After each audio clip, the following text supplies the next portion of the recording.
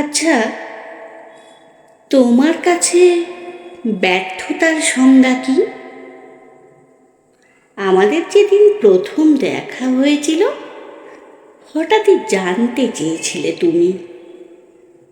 তখন আমার বয়স অল্প, অভিজ্ঞতার শিকড় মাথা থেকে নামতে নামতে সবে ঠোঁট অবধি ছড়িয়েছে।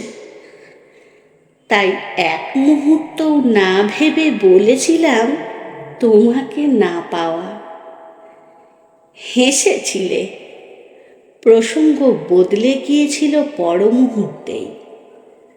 তারপর যেদিন একসাথে থাকা শুরু করলাম, সেদিন আবারও একই প্রশ্ন। তখন মাঝ বয়স, শিকড় ততদিনে গড়িয়ে পড়েছে বেশ কিছুটা দূর অবধি।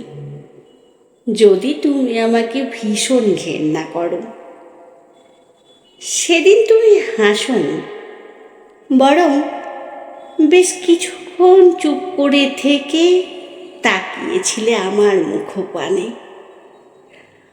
আজ যখন শিকড় সারা শরীরে ছড়িয়ে পড়েছে, বুঝতে পারি ব্যর্থতার আসলে কোনো সংজ্ঞা হয় না।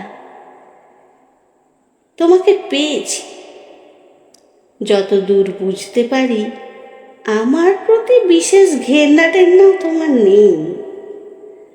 শুধু বেশ কয়েক বছর হলো আমাদের কথা ফুরিয়ে গেছে, আমাদের সমস্ত নিজস্ব কথা। স্নানের জল গরম করে দেবে, আসবার সময় ডাল আনতে হবে, ইত্যাদি অনেক কথা ইদানিং জানতে চাও তুমি। শুধু আজ বহু বছর হলো একবারও জানতে চাওনি, আচ্ছা, তোমার কাছে ব্যর্থতার সংজ্ঞা কি?